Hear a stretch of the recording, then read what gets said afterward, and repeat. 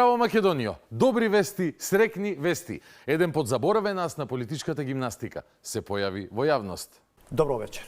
Во 360 степени вечерва гостува поранешниот председател на државата Стево Пендаровски. Какво изненадување! Јас сум среќен. Добро е што е тука бидејќи го помните ова. Просечната плата во мојата држава, и ја мислам дека слично и во другите држави за кои сме сега на бина, е околу 400 евра. Па јако не би бил председател, и ја би се селил од Македонија, од мојата земја. Ете, не е председател, но не се исели, не замина од Македонија. Не сака веројатно да не остави сами, без неговата стручност, експертиза, доследност и врвен патриотизам, без да не изведе на правиот пат, што би се рекло. Дали погрешивте кога, како тогаш на власт и шеф на државата, се согласивте со така наречениот француски предлог? Значи, и тогаш го кажував, и сега го повторувам истиот став.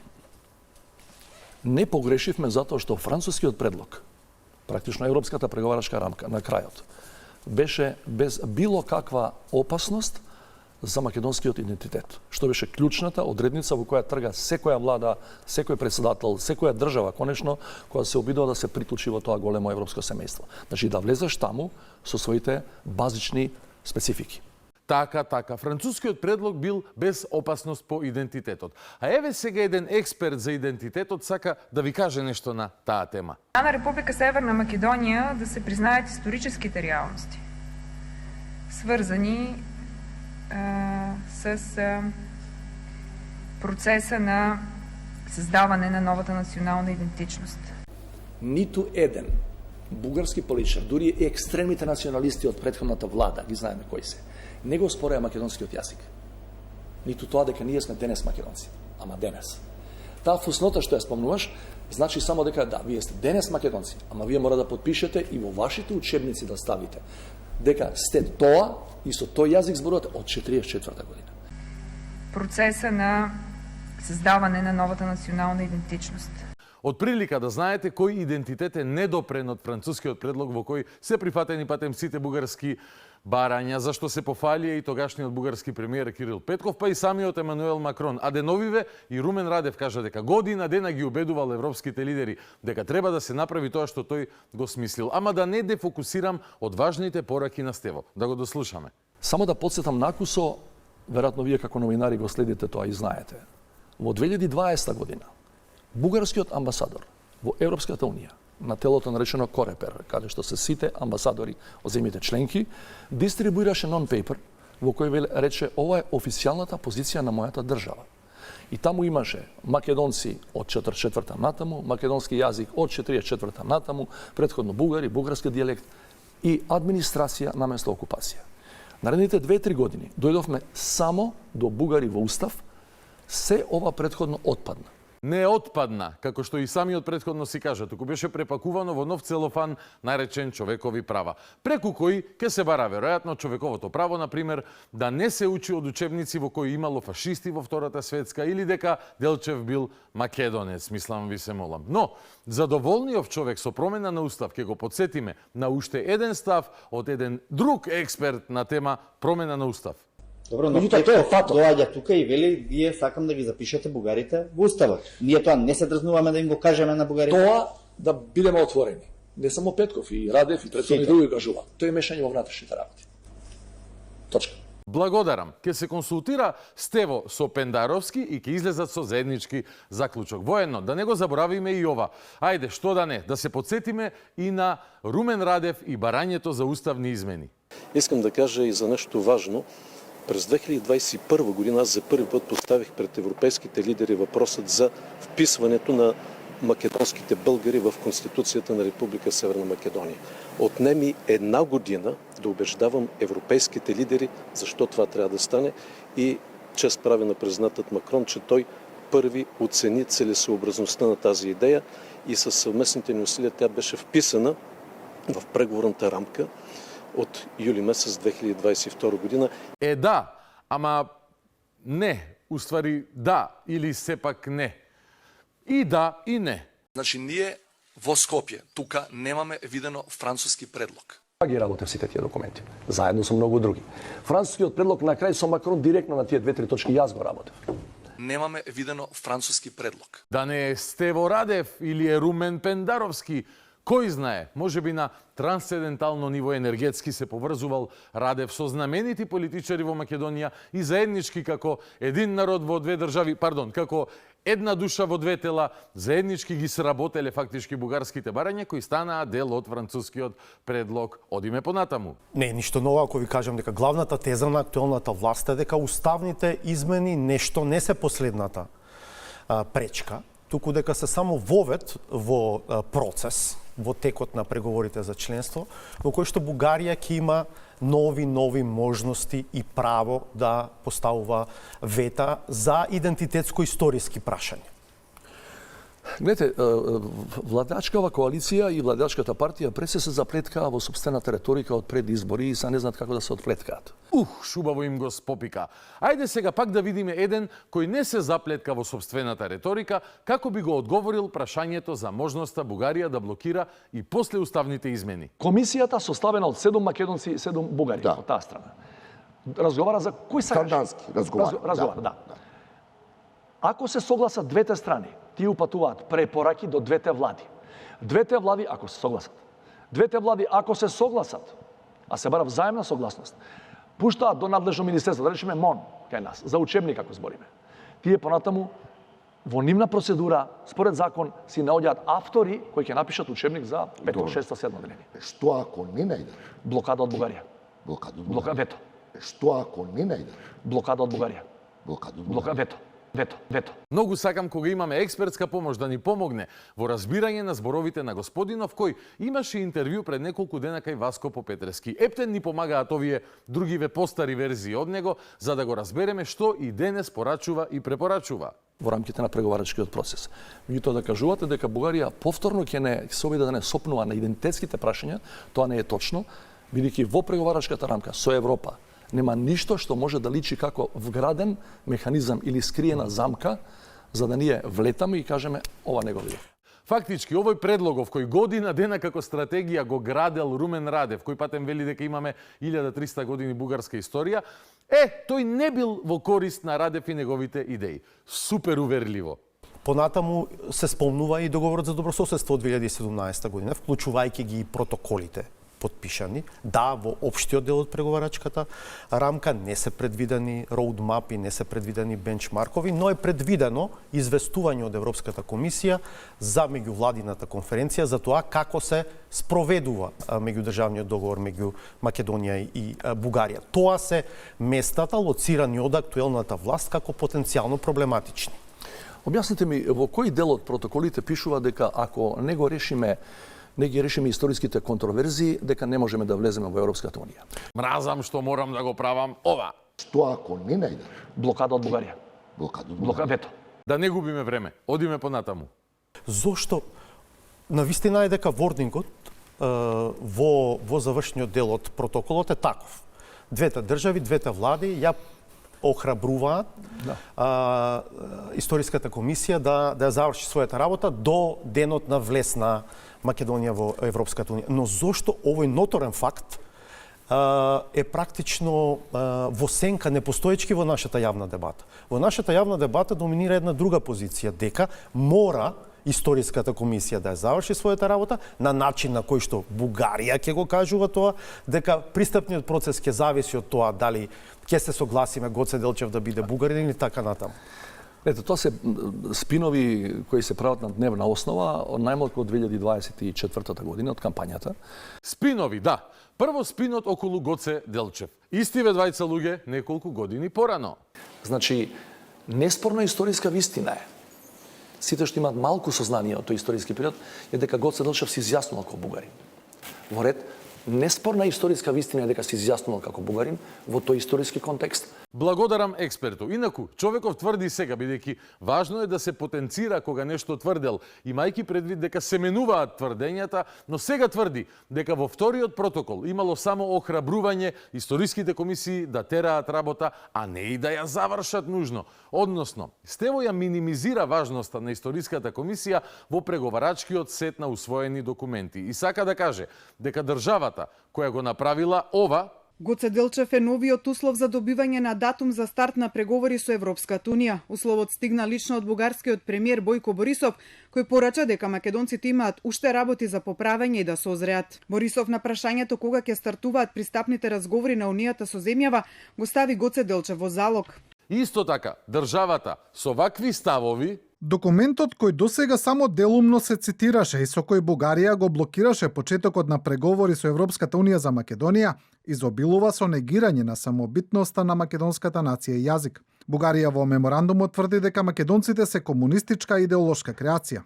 Во соседните земји терминот македонски се користи за означување на географско потекло наместо на национален идентитет. По Втората светска војна, југословенскиот комунистички водач Јосип Броз Тито прибегна кон наметнување на друг нов идентитет, овој пат македонски. Македонски јазик или етничка припадност не постоеле се до 2 август 1944 година. дека државата која ги има овие позиции кои ги видовте пред малку, фактички се откажала од идеите, бидејќи Стево е шармантен, или дека им запеал на нивната свирка дека Гоце е бугарин. Да продолжиме понатаму, да ви објасни Стево уште некои важни работи за големата слика. Како во овој контекст гледате на предлогот на германскиот канцелар Мерц? По она што можам да го заклучам и по оние информации што ги слушам, гледам, ги имам, тоа е дадено од внатрешно политички потреби. Не е дадено од аспект на тоа дека европскиот проект треба да се заокружи конечно, и тоа е стратешки интерес на Германија. Туку позицијата на Мерц внатре е прилично критична. Тие после децени и децени не се најсилната партија во Германија. Алтернатива за Германија е на првото место и се шири, не само во источните делови на Германија. Меѓутоа, клучниот момент е германската економија е во прилично незавидна позиција. Види го ти, Стево, ги знае внатрешните политички прилики во Германија и предлогот на Мерц, исто како и бугарските барања, го минимизира. Демек, нема да ја биде таа идеја за асоцијативни членки без сите права како мост до рамноправно членство во ЕУ. Во превод, не се надевајте на тоа, дајте да го смениме уставот. Многу симпатично. Се извинам и во однос на тоа, може да замислите тоа во време на Ангела Меркел не можеше да се случи. Бидејќи објективно говорејќи германскиот канцелар ја нема таа аура ни дома ни во Европската унија. Мисле следниот ден, една од најмалите земји членки Словачка, вели не го прифаќаме предлогот. Замисле, значи тоа одиме во пределите на аурата. Спиритуален стана Стево, за да го минимизира предлогот на Мерц, кој пак е недопадлив за нашиве источни гавази. Во речно-политички план, актуелната власт реши безпоговорно да ги поддржува потезите на администрацијата на Доналд Трамп. Вие сте критичен кон тој пристап. Зошто, ако САД се нашиот стратешки партнер? Гледайте, значи, САД се стратешки партнер на Македонија само во случај ако се држат до она што е напишано во договор за стратешко партнерство. Ако тоа е таа Америка, која ние ја знаеме. Са ние не сме ни близу толку големи да можеме да бидеме нивни партнер во многу работи, ја тоа го разбирам. Меѓутоа, Америка на Трамп не е Америка што ја знаеме не на Бајден, него Америка што ја знаеме од Втора светска војна наваму. По Германија, нормално на удари Америка. Америка повеќе не е демократија во таа смисла во која ние ја знаевме. Беше светилник на демократијата, на која сите се угледувавме. Може би сака да каже дека Америка веќе го нема USAID или USAID да финансира невладина пешадија која ќе си тера агенди низ Македонија и ќе го интронизира СДС на власт за да пројдат глатко сите бугарски агенди. Чисто да ве рекалибрирам со какви идеи е овој стратег. При тоа, внимавајте и при тоа, бидејќи сме по свесна одлука на владеачката партија, блокирани, само блокирани кон Европа. Се само блокирала Македонија за ЕУ со свесна одлука на ВМРО. По игра на случајноста, идентичен став има и Румен Радев. Некои волци ни крзно, ни карактер менуваат. Треба да гледаме не затоа што сме географски лоцирани тука, туку затоа што Европската унија како организација има примери, има земји, има принципи, има стандарди воспоставено. Па да бе, има стандарди да смениме. Знаме име, устав, историја, личен опис. Тоа треба да се следи, нели? Предпоставам сте свесен дека сега повторно ќе бидете критикуван јавно Јас бев заради првиот овие да ви кажам минатата ваши година ставови. во март, значи месец и пол после инаугурацијата на Трамп, бидејќи ја го знам Трамп одамна, го анализирам и луѓето околу него. Ја Бога знам лично. Одамна го анализира сејте мирни луѓе. Подолго од Меланија го познава. Иако тамо нема многу луѓе околу него, тоа one man show во суштина. Ете, тоа се тие квалитативни анализи. Ги анализирал Трамп и луѓето околу него, иако околу него немало многу луѓе. One man show бил, бидејќи така се победува на избори во Америка. Еден човек се излегува, си зема 90 на милиони гласови и тоа е тоа. Како моди на Трамп според вас со кризата со Иран и зошто не донесе мир во Украина, како што ветуваше? Трамп не постои област во внатрешната американска политика или во надврешната американска политика во која каде што тој размислува стратешки. Васко тука го намириса дека се однесува како балканска пророчица Клеопатра со анализиве за Трамп и му го продлабочи муабетот. Нова идеја. Трамп не размислувал стратешки. Океј? Но, не само Америка. Во малиот прст Стево го владее и Иран. Иран е цивилизација која трае милениуми. Имаат режим кој апсолутно не е демократски, меѓутоа имаат структура таму и точно се знае кој за што е надлежен. Ова не е транзициона некоја држава во која вие можете со кој сакате да преговарате и да мешатарите. Како Македонија во шареното време ли? Украина. Спорот во Украина има историски корени, политички корени, геостратешки резони.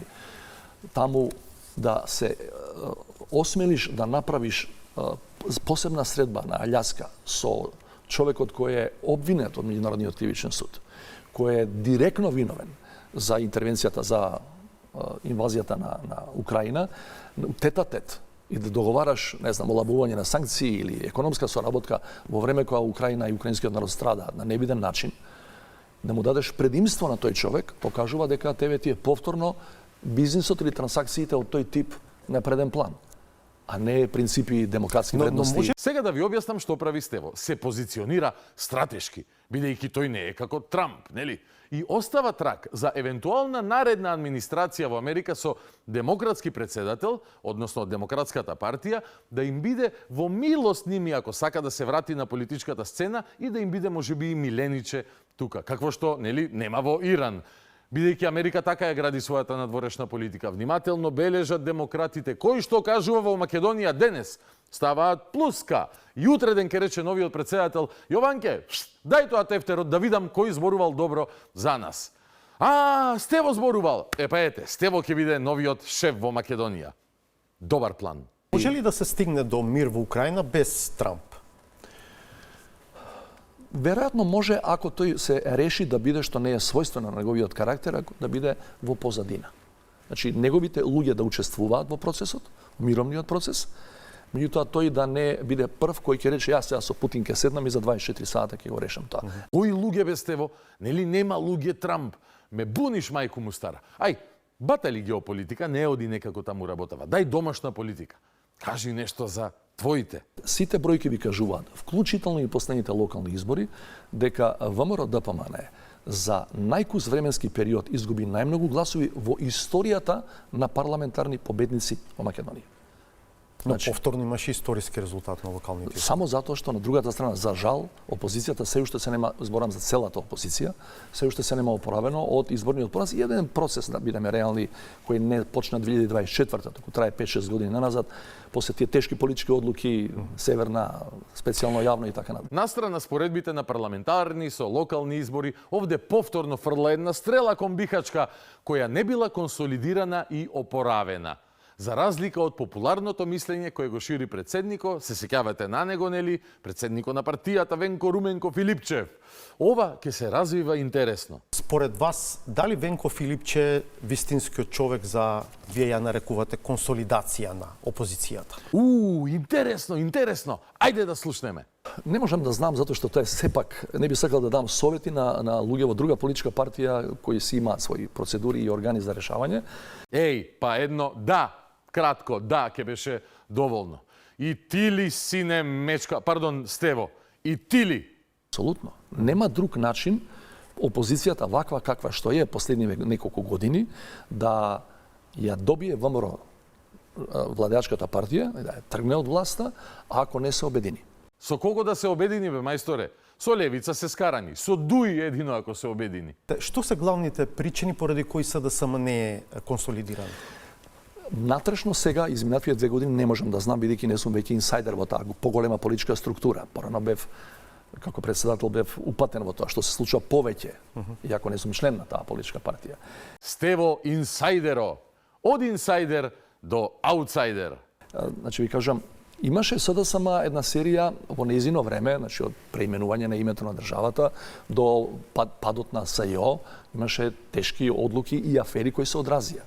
Немој да заборавите дека прифаќањето на европската преговарачка рамка исто се одрази. Меѓу другото и на мојот личен рейтинг. Оној момент кога реков дека тоа е во овој момент најдоброто нешто што може да го добиеме, веќе наредниот ден ја имав 10-15% од личниот рейтинг изедено. Се прашувам зошто на вистина. Па срам да му е на гладниот народ. Од рейтингот ке ти јаде. А рам, руски ботови бе, шефе, не разбираат политика ко тебе. Не знаат што е добро за нив луѓе во овде. Од рейтингот да ти јадат и да те кокошките.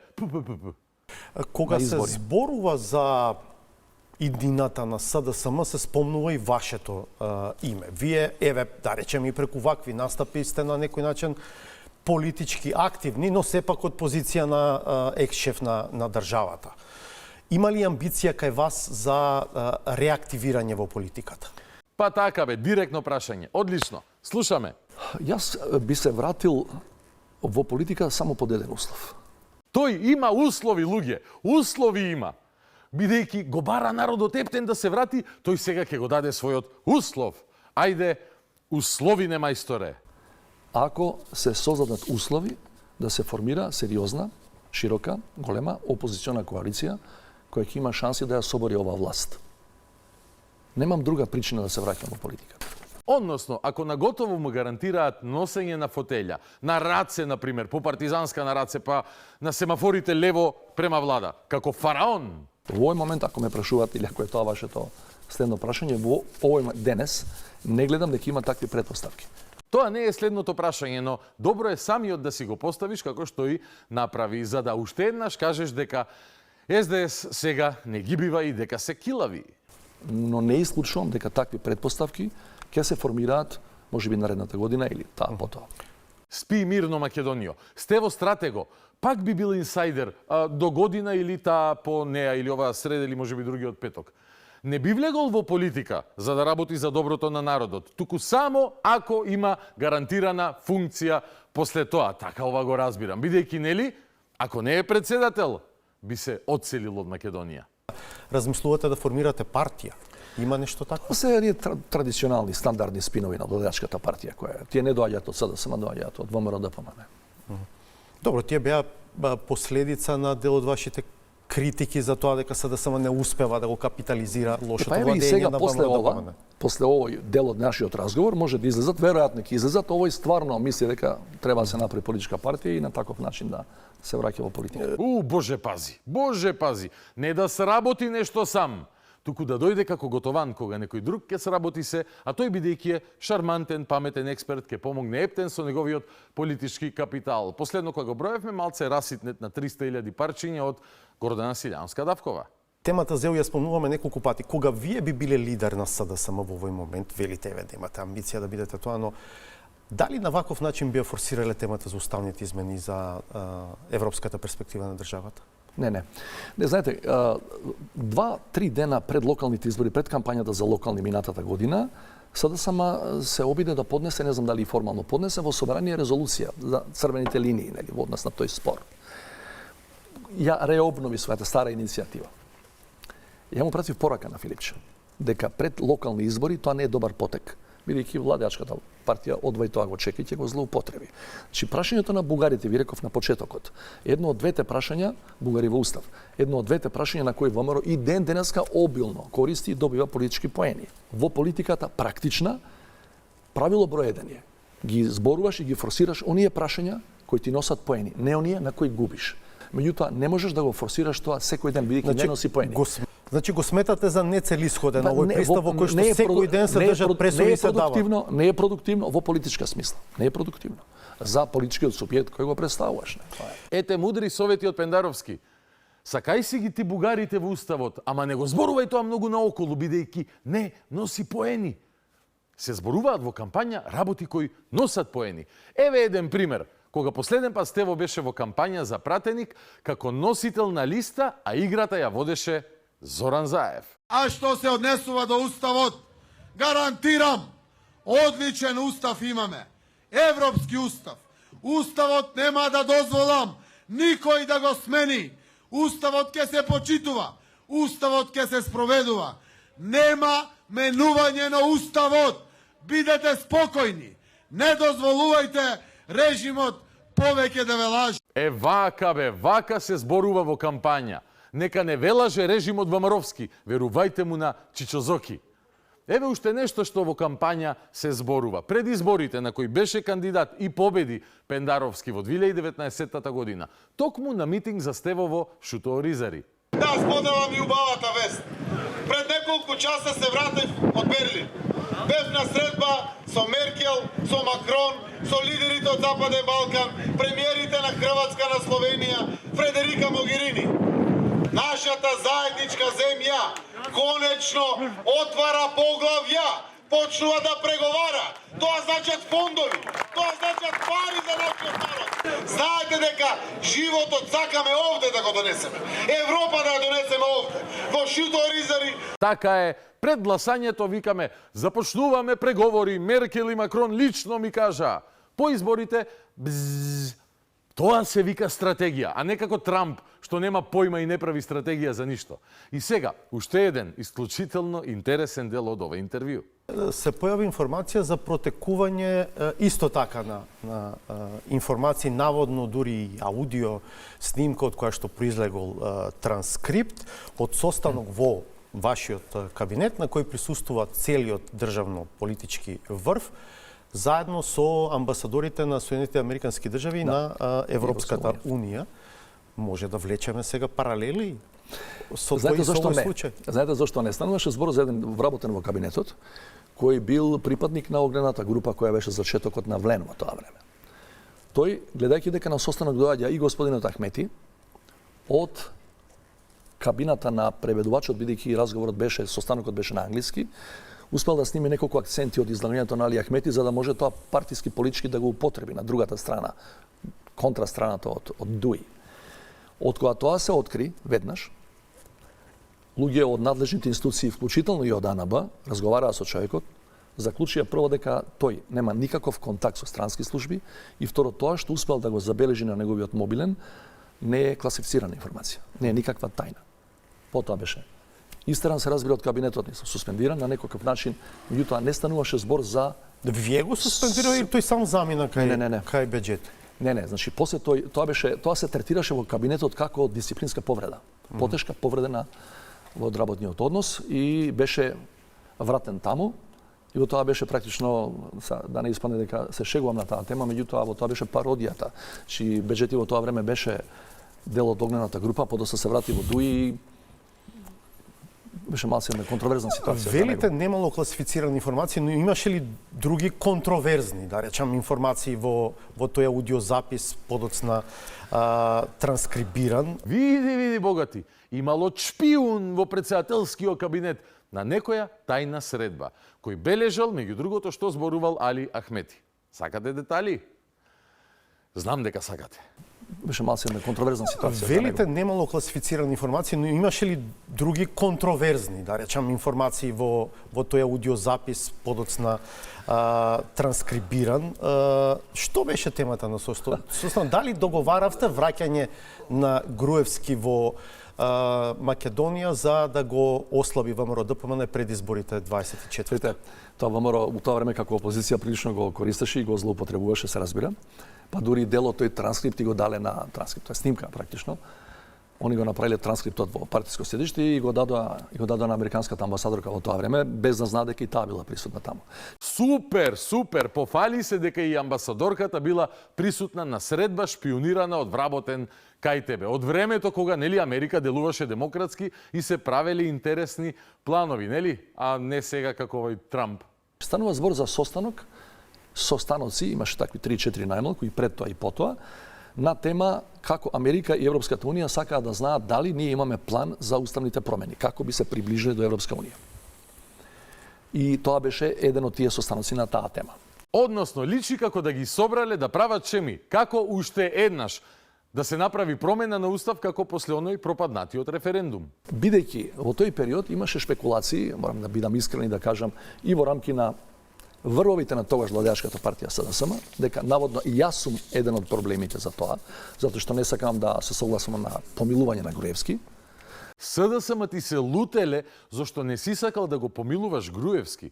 Аман тебе, луѓе! Внимавајте, во тој период, кратко појаснување, Груевски во тој момент веќе има 2 правосилни пресуди.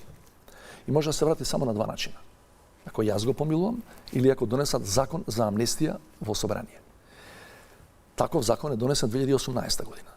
Сите знаеме. Сите знаеме како се конструираа случаи и се измислуваа обвиненија, за после да се користат во политичка трговија со цел остварување на вашите стратешки цели од типот нарачај газда мој демократски и после чувај ми ја фотелјата, јас се ќе завршам што треба. И кога се смени пристапот на стратешките пријатели од Штатите, Трамп стана недемократ, бидејќи ова па ти зашто зборуваш, ова е чиста демократија. И ВМРО гласаше, цела пратеничка група, 92 гласа има тој закон. За делумната амнестија. Да, Делумна беше. се беа фатени многу луѓе, меѓутоа сите знаеме дека индиректно беа фатени и оние што гласа за промена на уставот, односно за за упадот во собранието. Да. Знаеме сите што правевте. Можеби ќе дознаеме и за целата нарачка за тој случај, ако се смилува обвинителството и ако најде сили системот. Ама продолжи. И меѓу другите работи велам, слушам дека негде има шпекулации, дека треба јас да го помилувам Груевски, така најбрзо да ја завршиме работава. Па тој ќе дојде, ќе ги убеди пратениците на ВМРО, известна бројка, и ќе се гласаат измените. Какви комбинации, еј, какви шеми. И овие ќе ти велат денес сакаме референдум за бугари во устав, кои патем не почитуваа референдум, правеа криминална промена на устав за промена на името и не бе, братко, не учат лекции, па повторно размислувале, седнале и повторно зборувале како да пробаат на ист начин, овој пат да им удоволат на браќава од исток. Па вие сте луѓе генијалци. Реков на тоа да не рачуна никој. Груевски во ниедна варијанта немам намера да го помилувам. Ако сакате толку и се обраќам на овие што се од владеачкава коалиција, закон за амнестија во парламент имате доволно мнозинство, терајте. Така да си ги упатил на проверената варијанта, тоа е добар претседател на државата, борец за правдата. Слободно помочајте се вие уште еднаш на сите декларирани принципи во таа кондомијада шарена наречена нема правда, нема мир. Ама јас, Стево, само ќе ве гледам од далеку, нема да мокрам заедно со вас. Бидејќи така мислел веројатно дека ќе се спаси од ефектите на евентуална таква акција. А јас не чув дека им рекол, еј, не бидете луди да влегувате во такви комбинации, срамота е. Не, туку им рекол, еј, соберете се во парламент и терајте. Како да ви кажам, на таа средба, значи средбата е како до уставни промени. Што мислите вие, прашуваат странците. И тие даваа своји предлози. Да не откривам детали. Значи, и американката, и ГИР даваа своји предлози како полесно до таа варијанта. Или прашува, а зошто не би направиле вака? Тоа е ваше, меѓутоа, каде ние можеме да помогнеме и така натаму. Да, бе, онака покажувале интерес, давале предлози, ги слушале вашите комбинации. Па на крај памет не ви падна бе дека треба да разговарате со опозицијата тогаш напред да ја прифатите француската рамка со бугарска јамка. Не, вие си прифативте, бидејќи мислевте дека пак некако шерифски, каубојски ќе ја виткате раката на македонецот. Не испадна комбинацијата, па на што сте се сетиле? Пред странците да правите комбинации за враќање на Груевски. Би го вратиле вашиот архинепријател, најголемото страшило на шарената. Зошто? За да се задоволи на бугарските барања за промена на устав. И мислевте дека тој би го удрил ВМРО внатре. И уште повеќе дека пратениците ќе попуштеле. Дека Мицкоски не знаел што прави и кого бира. Дека се ова салонски тутурутки кои сакаат фотели, а не луѓе кои си го сакаат народот. Какви безпаметници ја воделе земјава. Какви безпаметници ја заглавија земјава. Еј! Дали широка коалиција е една од идеите на американците во тоа време? Тоа од сите работи кои не сакам да ви ги кажам, ова се решив на крај да ви кажам, затоа што е јавно промовирано од поранешниот премиер Зоран Заев. Идејата за широка коалиција е дискутирана меѓу Заев и Мицковски, да се направи широка коалиција и 2 точки има тој, речи го, неформален договор. Подсетување, пред да излаже повторно Стево, Заев поднесе оставка од позицијата премиер и плюс председател на СДСМ во 2021 година, месец декември. 7 месеци пред да се појави францускиот предлог и барањето за бугари во устав. Заев беше потепан на локалните 21 и си замина, па го намести Таче на чело на СДС. Океј, сега да продолжиме. Две точки има тој, речи го, неформален договор. Прво, денес бугари во устав, утре предвремени избори. Значи, бугари во устав не постојат како барање кога е Заев премиер и кога наводно со Мицкоски имале договорена некаква широка коалиција. Едноставно тоа не постои како барање, како што не постои во доменот на логиката простор и за следната теза. ВМРО добива избори година дена минимум порано од регуларниот термин, а политичкиот товар го поднесуваме сите и после тоа тераме не само кон Европска унија, него без таков товар тераме во развој на државата многу побрзо. Таа идеја ја поддржа дипломатијата меѓународна, вклучително и американската дипломатија. Кој бил прв, меѓутоа јас знам дека Заев го објаснувал тоа во тогашниот врв на СДСМ и во владата. Добро, не знам временски како се секвенционираат овие работи. Ова што е пробиено во јавност, дека тоа се случувало на состанок во СДСМ и така натаму, некои медиуми пишуваа, тоа е подосна кажано. Меѓутоа, како идеја постои од порано. ВМРО што ќе добиело? Избори година дена порано. И што ќе прави ВМРО на избори на кои ќе оди со газење врз собствените зборови и ставови? Па ништо особено не би правило на такви избори. Значи, комбинацијава која ја раскажува Лафонтен Пендаровски, значи дека Заев и Мицкоски биле видовити.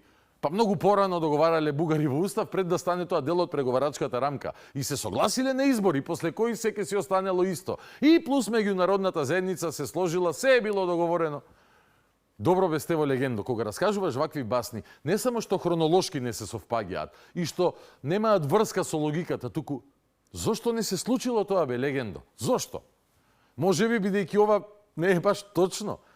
И може би одговорот се крие ако се присетиме на еден надимак кој на Стево му го потенцираше вице-премиерот Николовски, нарекувајќи го Алапача. Може ќе сватиме зошто раскажува вакви приказни во кои ВМРО би отишло спротивно на своите идеали и јавни ветувања за да имаат избори година дена порано, за да ги изгубат година дена порано и да го изневерат народот година дена порано.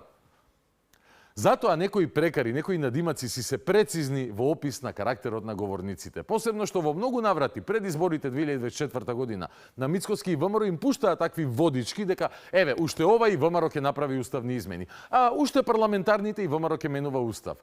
Така велја, не се случи. Па добро, уште локалните и после ВМРО ќе менува устав. Не се случи. Напротив, самиот тој на почетокот на ова интервју вели дека бил непријатно изненаден како ВМРО останало на истите позиции против промена на устав, како и пред изборите. Ете, ја морам да ви кажам дека бев непријатно изненаден и не предвидував дека изборната реторика на ВМРО ДПМН ќе се пресликува и во постизборниот период и практично тие нема да се одлепат од тоа по битните прашања.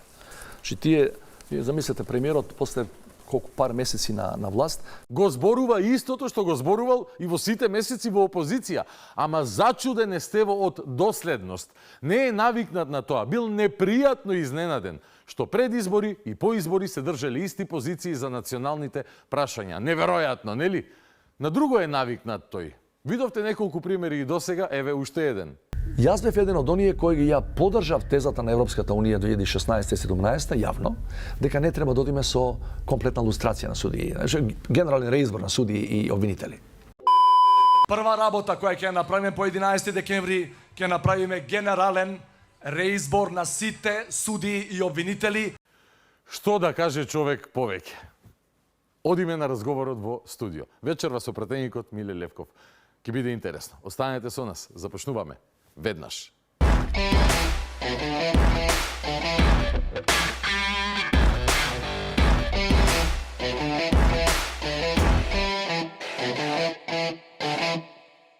Вечерното шоу продолжува со разговорот во студио. Вечерва ќе имам прилика и чест да разговарам со еден народен пратеник од редовите на ВМРО ДПМН, повторно заедно со нас Миле Левков. Добро вечер, добре дојде. Добро вечер, благодарам на поканата.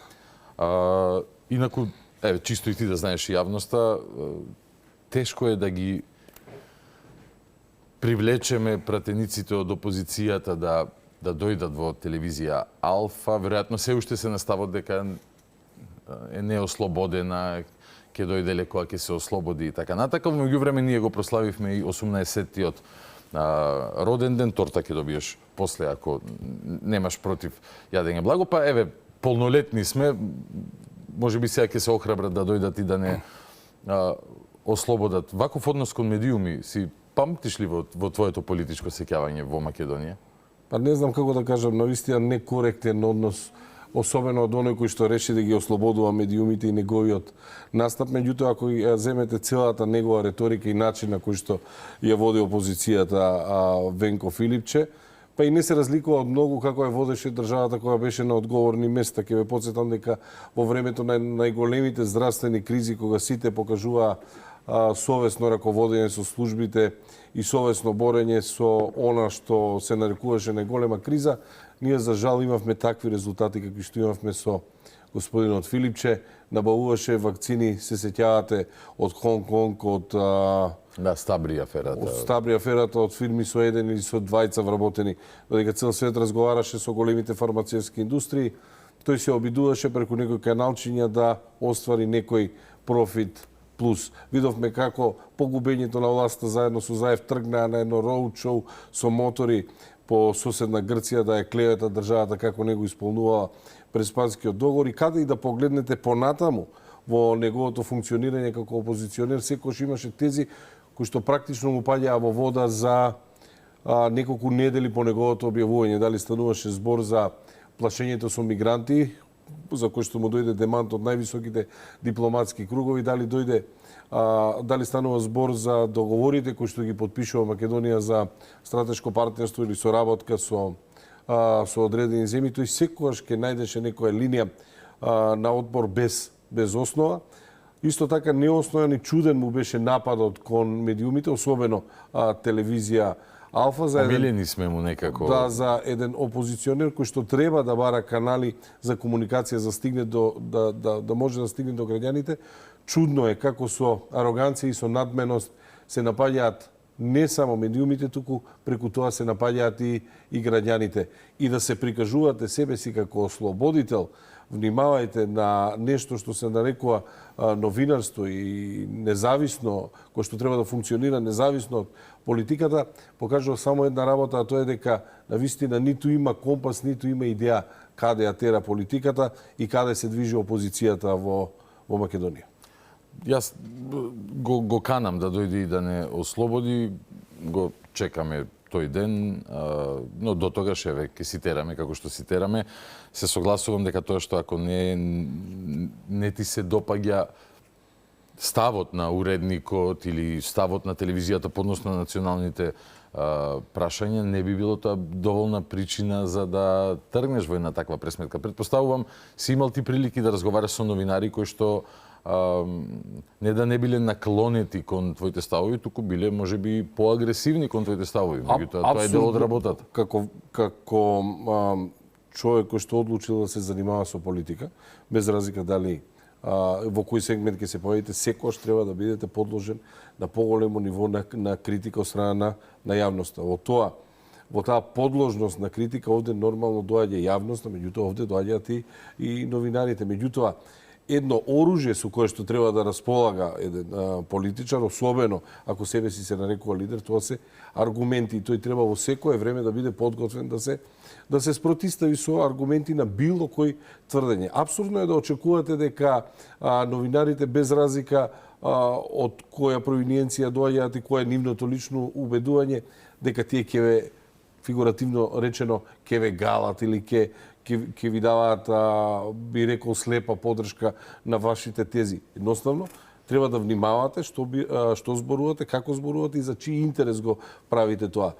Кога имаме опозиција како што имаме водена од Венко Филипче, кој што е целосно безидејна и не знае каде тера, гледаме само рециклирање на ставовите на Зоран Заев, ако погледнете целата негова политика и она сега актуелно што се случува, неговото слепо спротиставување на процеси за кои што цела Европа признава дека одат во одредена насока. Ќе ве потсетам за реформската агенда. Македонија доби најголем број на средства од страна на Европската унија за реализирање на реформската агенда, 65,7 милиони евра, и тој сепак без би рекол трунка одговорност ќе каже дека реформската агенда не се спроведува или дека европските институции грешат. Ако имате човек кој укажува дека цела Европска унија знае да сгреши кога зборува за нашата за нашиот пат кон Европа и за реформската агенда, истиот тој човек најверојатно може себе си да се проектира и како ослободител на независни приватни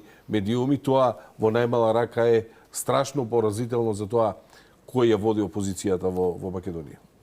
На тема ЕУ, реформска агенда и пат кон ЕУ ќе зборуваме малце подоцна. Сакам на почетокот да искоментираме за нешто што е можеби најактуелно денови или едно од поактуелните теми. Ти одржи неколку пресконференции на таа тема. Тоа е она што се случува, а е во врска со поранешниот пратеник на СДСМ, градоначелник на општина Карпош, директор на Царинската управа Стефан Богоев, кој што е осомничен во предистражна или истражна, како е сега веќе постапка, бидејќи веројатно има наредба за истрага, која ги веќе ги приведува четворица лица за некаков си тендер во врска со одржување на царинските терминали, ако не грешам. Да, станува збор за обвинение за примање подкупи, за примање награда за противзаконито влијание за донесување на одлука. Долго време граѓаните очекуваа конкретни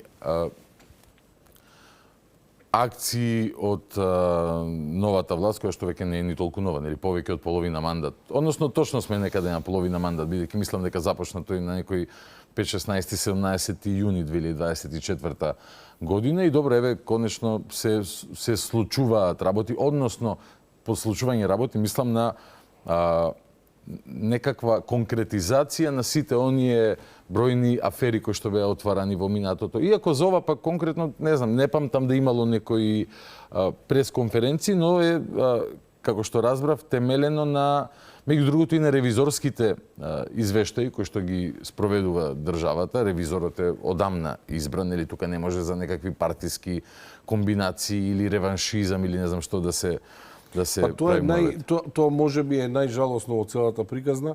Перцепцијата на граѓаните и немањето на доверба во судството се сведува на тоа дека секогаш се прави поделба на партиска поделба кога станува збор за гонење на криминал и на висока корупција, ќе ви кажам дека тоа е најпогрешниот пристап што може да го има и јавноста и граѓаните и како свест да го има. Кога станува збор за корупција, за гонење на висока корупција, не треба да имаме партиски предзнак. Не треба да постои ниту една власт која што ќе овозможи криминални структури само затоа што се блиски до неа, ќе им овозможи да функционираат. За жал, тоа е нешто кое што го гледавме во изминатите 7 години, онаа власт која што граѓаните ја пометат по легендарната изјава во тоа време на Али Ахмети, кој што велеше како до сега неизбраниот Ковачевски во тоа време го повторуваше тоа покорно како до сега.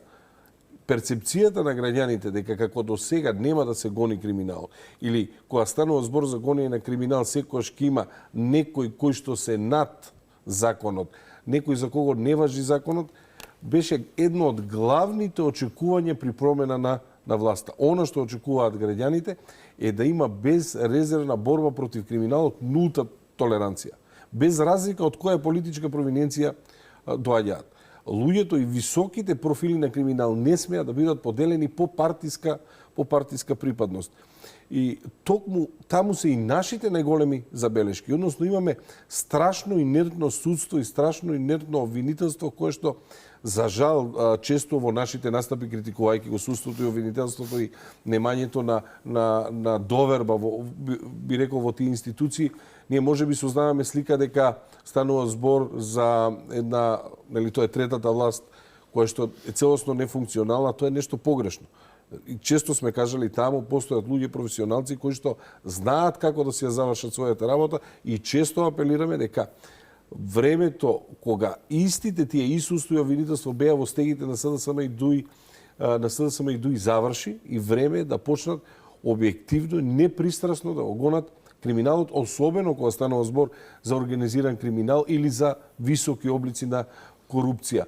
Она што е карактеристично за овој случај е дека станува збор токму за таков вид на профил на криминал, затоа што имате поранешен директор на Царинска управа. Вие и сами знаете дека тоа е едно од, би рекол, поосетливите подрачја на раководење и кога зборуваме за организираниот криминал, често и граѓаните знаат и се сомневаат дека одреден криминал протекува токму од таму. И ќе ве подсетам дека со промена на власта, Царинската управа неколкократно ги зголеми приходите без при тоа да имам измера ниту едно законско решение, не се промени ниту една царинска стапка, не се промени ниту начин на пресметка, не се промени значително ништо во таа сфера, а од друга страна забележавме дека државата инкасира поголем број на средства, што е индикативно дека некој во минатото или не си ја вршал работата совесно, или ја вршал работата за своји лукративни цели. Јавна тајна се тие... Тоа што имаме поранеше градоначалник на СДСМ. Да. И висок државен функционер кој што раководел со Царинската управа, денеска да гледаме како е обвинет за примање мито од 2000 евра и земање на награда за противзаконско влијание, покажува дека станува збор за една матрица и едни луѓе кои што се здружени само за своји лукративни интереси, за своји лукративни цели, и дека практично она кој што го говоревме во изминатите 7 години, додека доживувавме и национални предавства, и национални понижувања, и економски крах на државата, дека се сведува на одредена група на луѓе кои што работеле само за сопствениот интерес. Единствен начин да се стави крај на тоа е да имаме ефикасно судство и ефикасно обвинителство кој што ќе ги тера истрагите до крај. Не само за него, за сите функционери, за сите одговорни лица, без разлика од која политичка партија или провиненција припаѓаат. Меѓутоа, пак ќе ве подсетам, оние функционери кои што припаѓа на СДСМ во тоа време, за кој што целата јавност гледаше како нивниот лидер бесрамно договара евро за себе или евро за вицето, па тие снимки исчезнаа, не ги виде ниту обвинителство, ниту никој не стигна до нив. Истите тие се виде дека тој начин на функционирање, тој начин на неодговорност и неказнеост допринесува дека секој кој што бил близок до таа власт, без разлика на која функција или позиција, се осмелил на ваков, таков, еден или друг начин да побара мито и на тој начин Македонија да биде на дното по индексот на корупција или на врвот, ако зборуваме за најкорумпирани држави, а сето тоа и вие и јавноста знае дека влијае и на економијата, влијае и на јастот. На односот на граѓаните кон државата влијае, на иселувањето на младите влијае. Така, довербата на граѓаните, иселувањето, меѓутоа и на нашиот углед на државата кој што го имаме и во светски рамки и во рамки на Европската унија. Така да време е оваа матрица евро за вицето, 2000 евра за тендерчето на градоначалникот и поранешниот директор да престане, и време е да почнеме да си ги почитуваме институциите и секој да ја почитува онаа функција за која што е избран и на крајот на денот да сноси одговорност за се што има направено. Дел од коментарите во јавноста во врска со случајот на Богоев, уште малку сакам се дека и за 2000 евра ли сега го приведоа и веќе нели во на издржување на мерка притвор, како што може јас да разберам, обвинителството тврди дека има таму, претпоставам, докази за бидејќи излегува точно 111.600 денари, од друга страна нели се зборувало за милионски криминали и така натака, но во суштина поентата е дека според обвинителството тој овозможил, односно го модулирал тендерот, односно тендерската постапка. Јас ја ставам сета ограда на презумпција за невидност, нели? Не сакам никому да му се прави тоа што пример мене ми се правело, нели? Како е законот, така. Но како што разбирам, според обвинителството, тој нели го модулирал тендерот за да одговара на конкретна фирма од која што има двајца осомничени исто така, и сите четворица се на издржување на мерка притвор. Она што го слушнав од изјавите на обвинителката е дека како да сакаше токму поради вредноста на сделката да се оправда пред јавноста зошто бараат притвор, нели има 3 основи, 2 се активни, тие не се веќе на функција да го повторат делото, но опасноста од бегство и од влијание врз постапката и сведоците стојат, затоа и побара, но и како да најави дека осомничените размислувале во насока на обезбедување банкарски гаранции да ги стават своите имоти за после да излезат во куќен притвор. Тоа можев да го прочитам меѓу редови, што и може да се случи за месец, веројатно најдосна 2 месеца од влегувањето во притвор, бидејќи тогаш ќе ги испраша обвинителот, нели ќе им земе исказ и ќе падне уште еден дел за влијание врз постапката и сведоците. И после тоа јавноста повторно ќе реагира, овој за 2000 евра го пикнавте внатре, не власта, нели, туку обвинителството. Сега излезе во куќен притвор, исто како Артан Груби и така натака. Зборот ми е, би сакал твојот впечаток човечки вака да го слушнам, дали мислиш дека на прав пат тргнува обвинителството за да почне да ја враќа довербата, или тоа ќе е еден долг процес и без некакви покапитални акции, дека тоа ќе биде невозможно. Под капитални акции, мислам, нели, можеби нешто како резултат на некое сведочење на Артан Груби за најголемите капиталци во што држеле позиции на власт.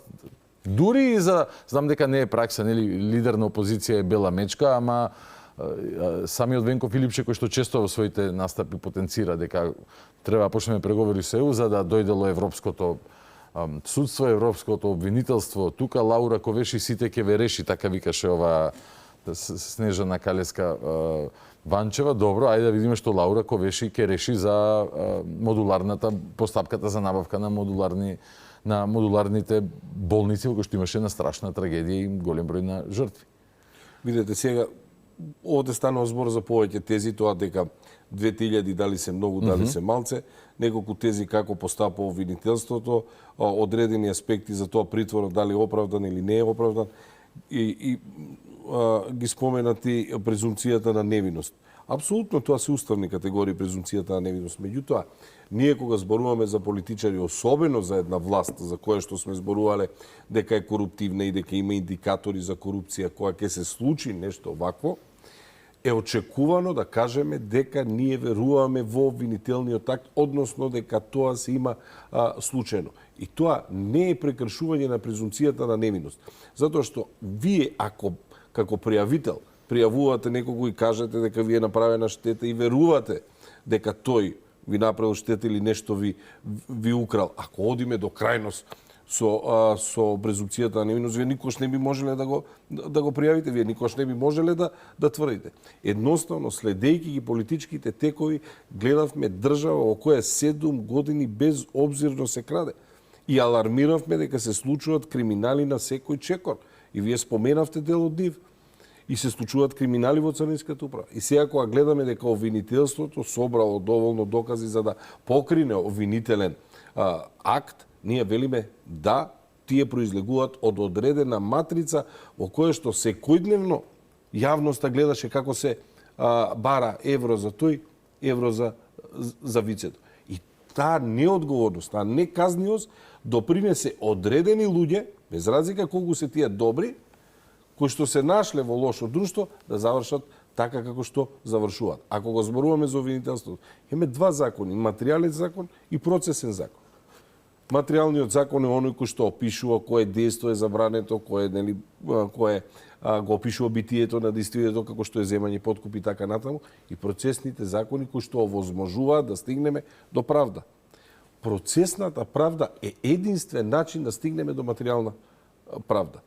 И патот кој што ќе го избере еден обвинител, без разлика дали е тоа некојаш притвор или некојаш нема потреба од притвор, е само патот за да стигнеме до правда. Понекогаш јавноста смета дека притворот треба да е казна. Самиот притвор представува казна што е погрешно. Да, не смее да е. Едноставно кога станува збор за процесните действија, сметам дека треба да секој од нив да го земаме со одредена доза на почит и одредена доза на респект, затоа што тоа е единствениот начин за да можеме да дојдеме до материјална правда. А ниту една сума, според принципот за располагање со јавни средства, не треба и не смее да биде за потценување. Зошто? Ако тргнеме во такво релативизирање дека 2000 евра не значат ништо, тога што значат 10 евра за извод? Што значат 5 евра ставени во пасош? Што значат 20 евра платени, не знам, на клиника? Влегуваме во една опасна игра што како јавност, како јавно мислење не смееме да ги споредуваме и не смееме тие тези да ги поддржуваме на ниту еден начин. Давањето на подкуп во било кој облик, како материјален подкуп, тргувањето со влијание, каде што јас и ти се договараме, вие ќе ми завршите една работа, јас ќе ви завршам друга работа. И влијанието кое што го имаат функционерите или избрани, или без разлика секој во рамки нели, на својата функција.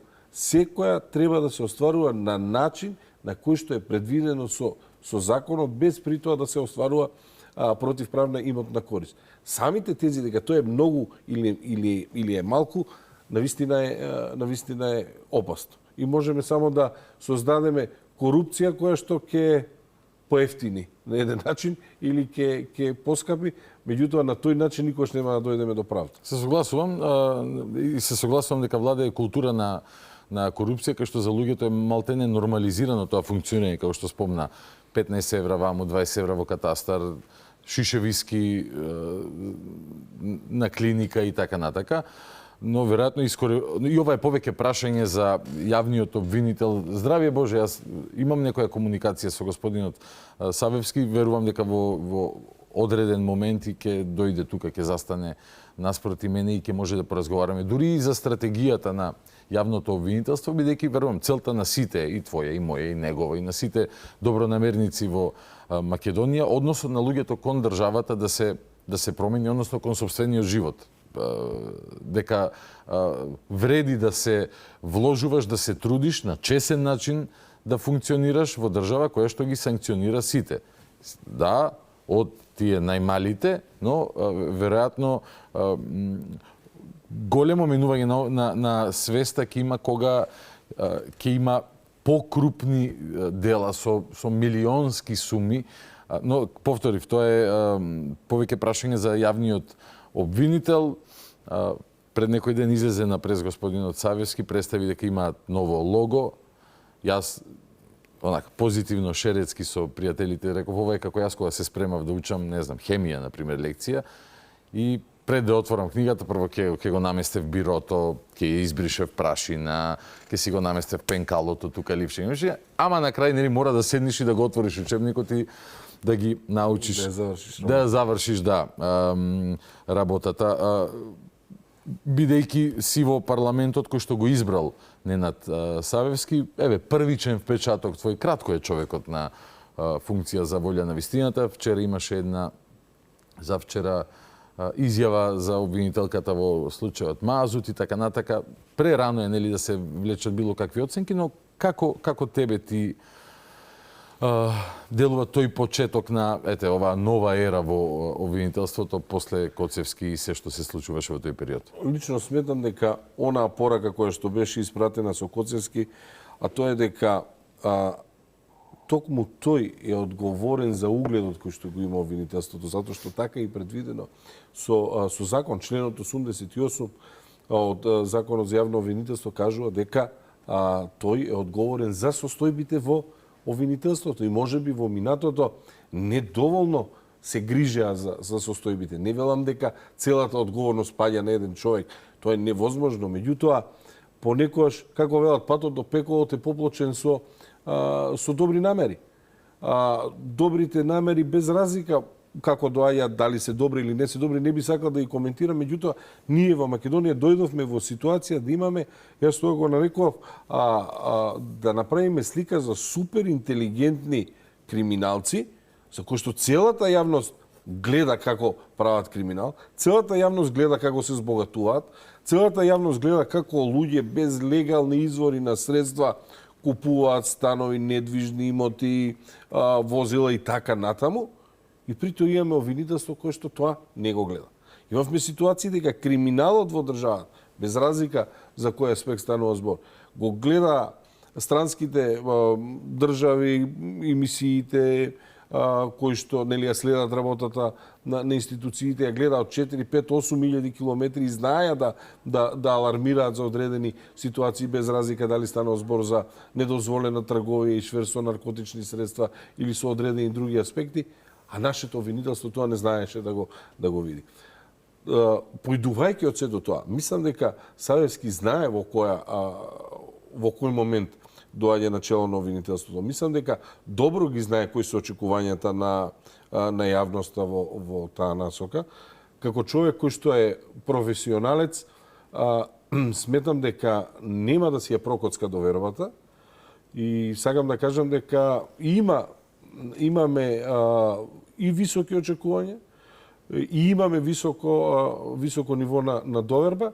За жал, оно што го видов, како опозицијата, немајќи идеја, повторно тргна би рекол, на еден пат на неосновани критики на човек, кој што нели... Мислиш, во реакцијата за случајот со Богоев? Да, така. Не, и претходно имаше одредени Имаше, реакции. да, како да се градеше позиција, антиципирајќи, нели, наводно премиерот му нарачувал она јавно говорење на премиерот дека би сакал да види за 27 април расчистување за бонусите во СЈО и така натака, тоа било притисок.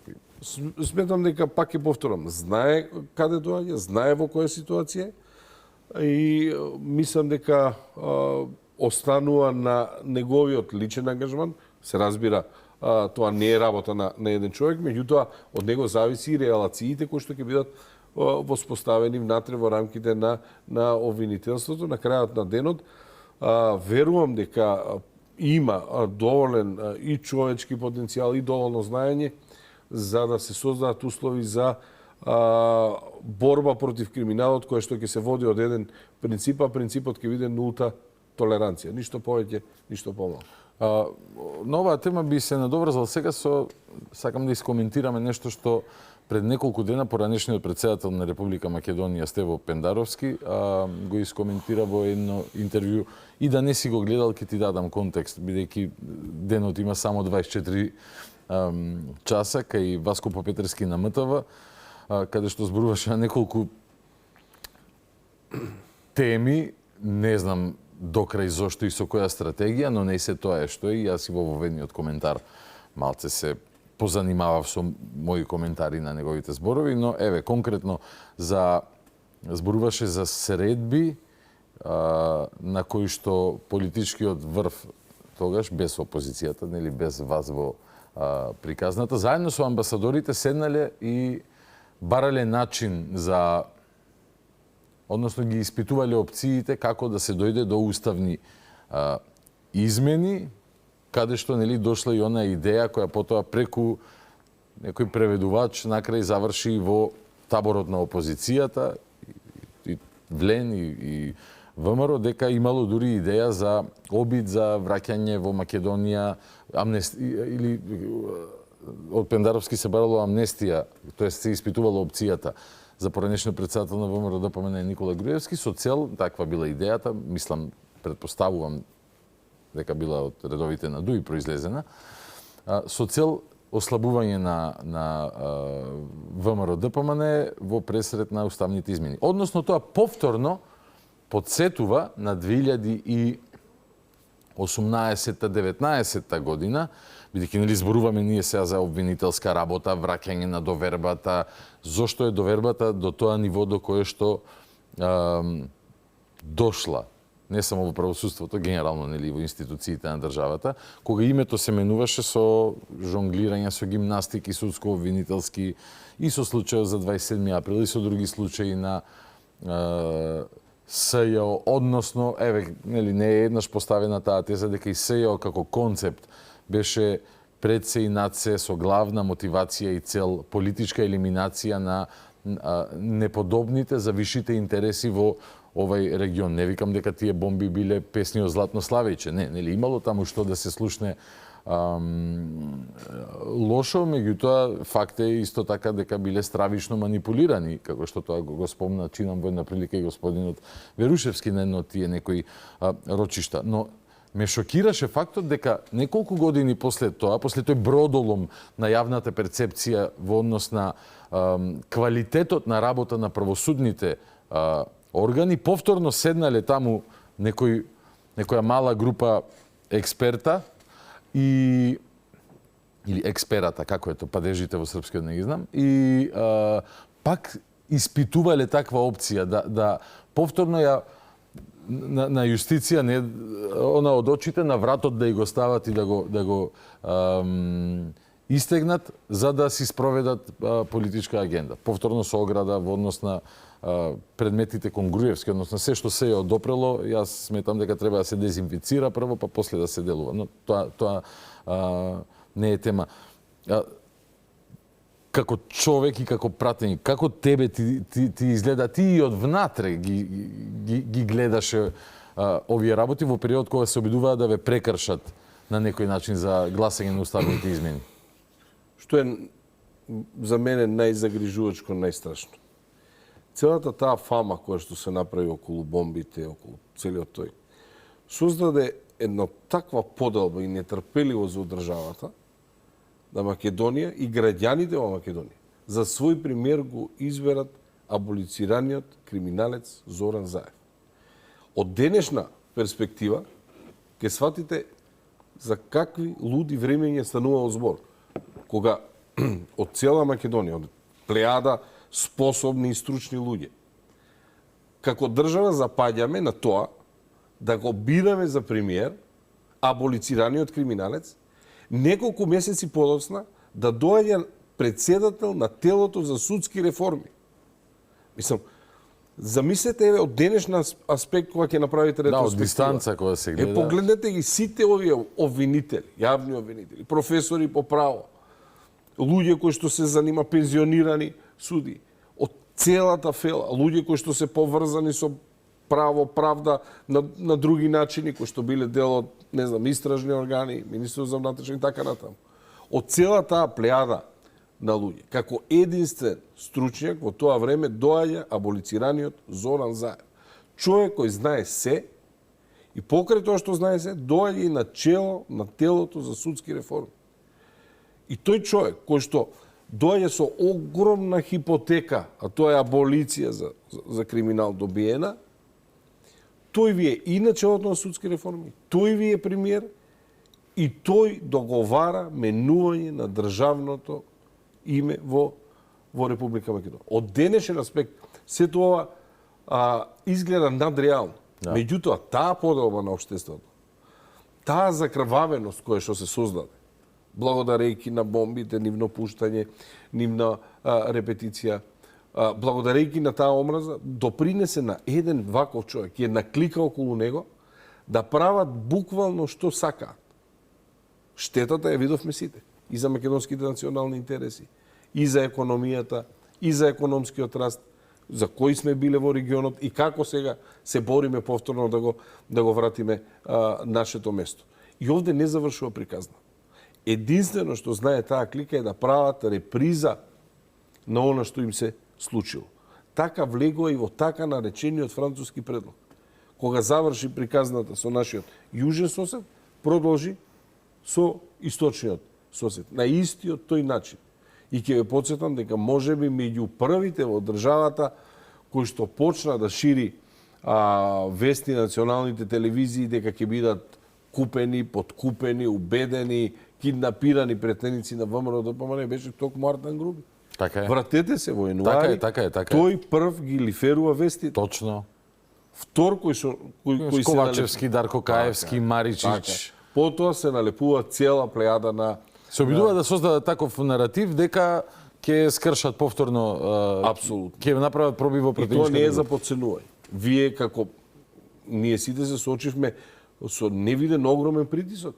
На секоја средба со граѓани нас не прашува кога ќе го гласате, кога ќе подклекнете, кој е следниот, дали сте платени, дали сте уценети. И замислете, тие успеа таа реторика да ја задржат одредено време. Односно, поради случувањата од името, нели? Ама пак ќе ве вратам.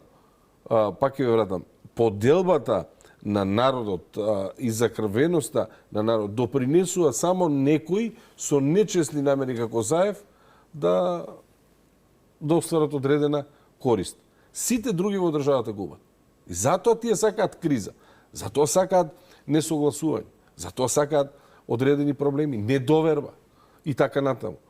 И токму поради тоа почна се тоа кој што го зборуваат. И вториот проблем кој што го имаме кај нас, а тоа е силни поединци наместо силни институции.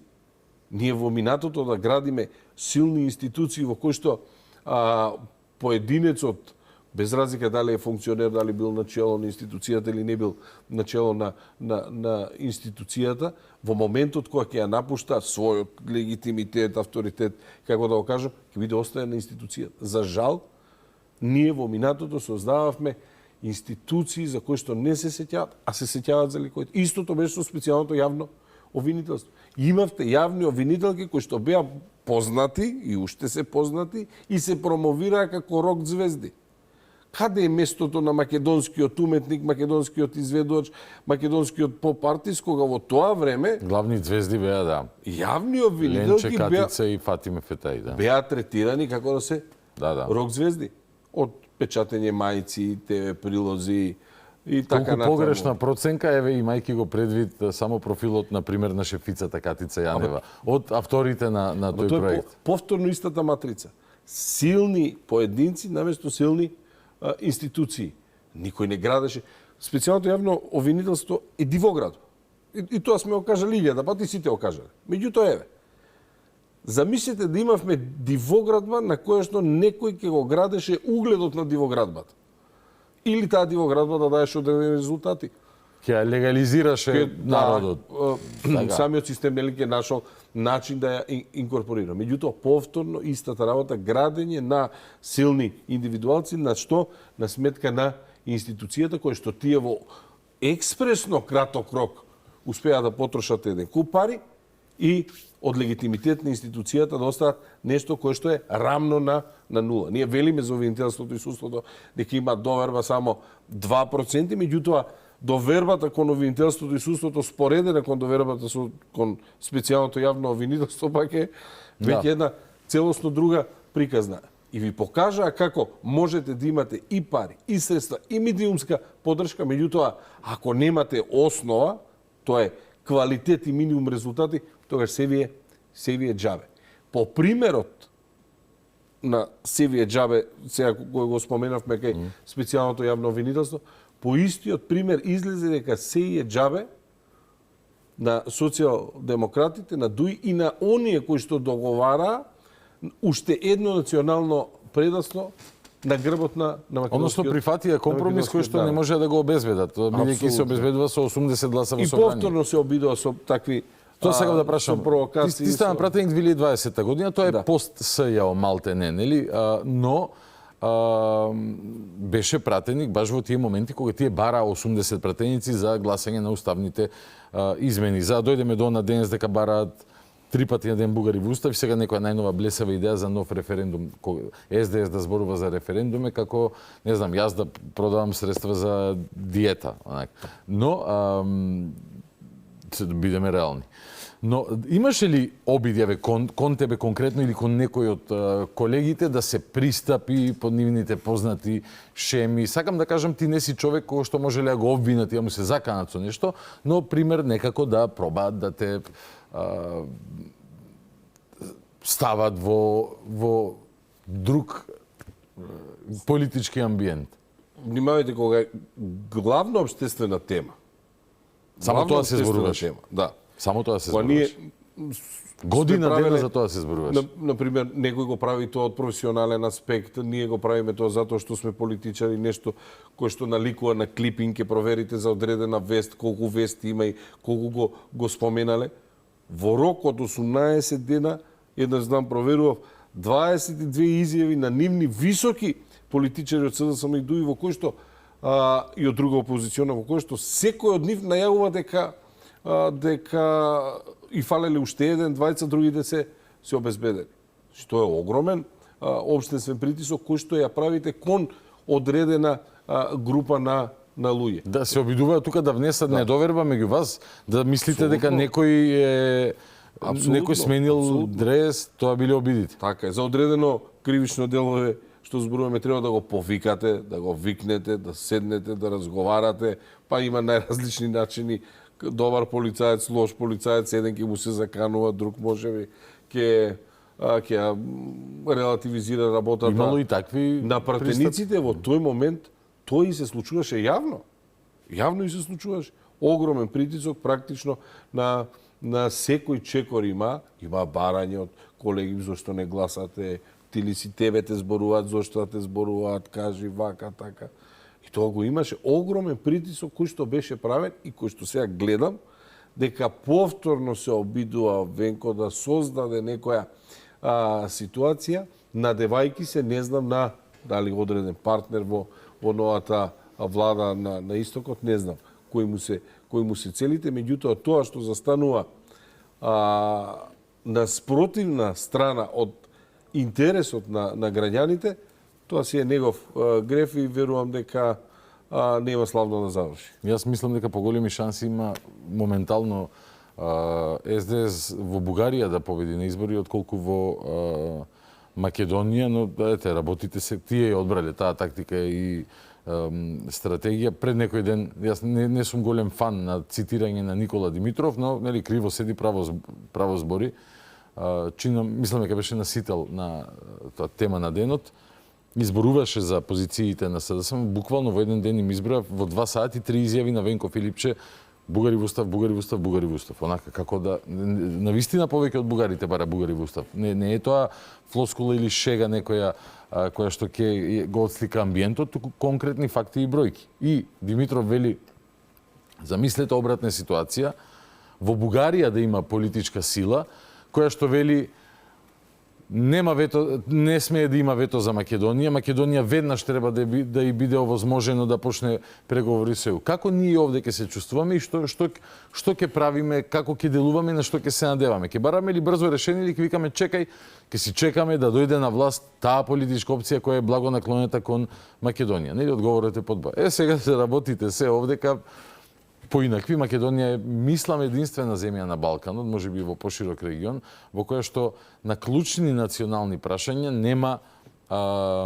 нема консензус, односно имате политичка структура која што вели власта ве лаже, не постои, не негира Бугарија, нема загрозеност кон никакво загрозување за нашиот идентитет. Одма мора да ги спроведеме барања, новие што викаат имате 1300 години бугарска историја. Ме интересира, Миле, прашањето конкретно е: дали има разлика меѓу ставовите на раководството на партијата и пратениците во собранието, имајќи предвид дека овие пратеници во собрание на Филипче му се малтене наследени?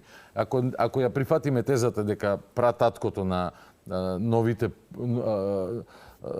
политики на СДСМ, кај што не им приличал патриотизмот, ја виткаат кичмата, Зоран Заев бил владар во сенка во време на Димитар Ковачевски, односно го октроирал Филипче. Филипче беше директор на фондација Заев до малтене еден ден пред да стане председател на СДСМ.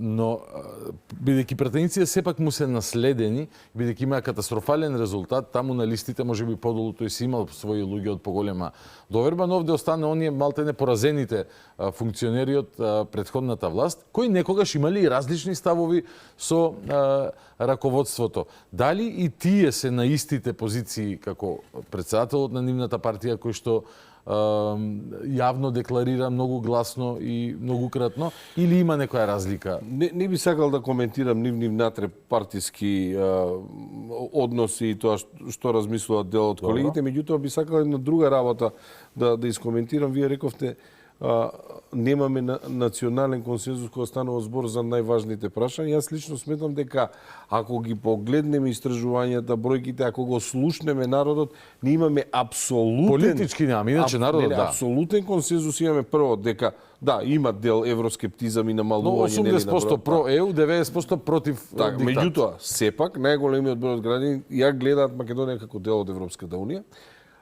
за бугарското прашање, на прашање дали се информирање, станува збор за едно прашање за кој нашите граѓани се исклучително добро информирани. Значи не е прашање за кое чуле па почуле не. Затоа му пречи Алфа, меѓу другото. И сите други медиуми беа многу коректни во однос на ова. Исклучително добро се информирани и имаат став дека не треба да се влезе во национален консензус.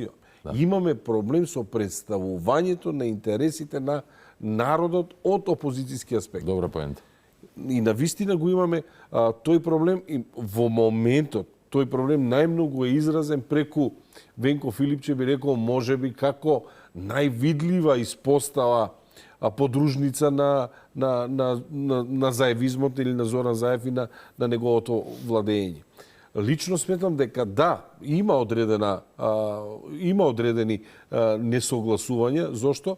Тие несогласувања според мене не се базираат на некоја лична нетрпеливост, туку сметам дека на крајот од денот и кај нив има пратеници кои што секојдневно се среќаваат со одредена група на луѓе и ова кој што го зборувавме, а тоа е тие би рекол две прашања за кои што сме согласни, пат кон Европската унија, меѓутоа без блокади и без лекување во ќорсокак, мислам дека ја добиле таа порака. И мислам дека дури и на поддржувачите на Венко Филипче име преку глава кога го слушаат за Бугари во Устав, затоа што еднаш ги излажаа граѓаните со таа приказна. Односно, имавме еден референдум. Еднаш го менувавме Уставот, вие да го смените државното име, мора да го промените Уставот. За да го промените Уставот, мора да формирате го собрание. Има постапка, па имате комисија која што се занимава нели со промена на Уставот. Сега истите началки и тогаш комисијата имаше заклучоци дека се менува за да бидеме дел од Европската унија. Повторно, истите за до кога?